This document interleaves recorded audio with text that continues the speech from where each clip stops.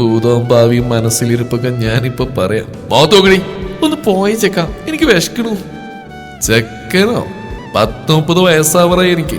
നിന്നേക്കാൾ 6-7 വയസ്സിന്റെ മൂപ്പുണ്ട്. കുറച്ച് ബഹുമാനം താടി.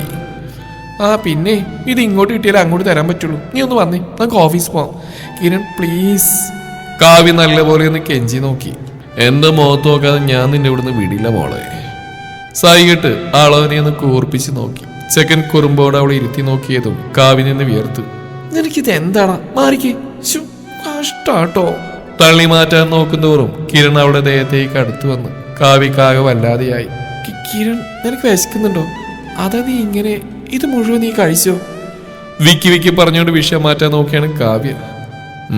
വിശക്കുവാ, പക്ഷേ എനിക്ക് ഇതല്ല കഴിക്കാൻ തോന്നുന്നത്.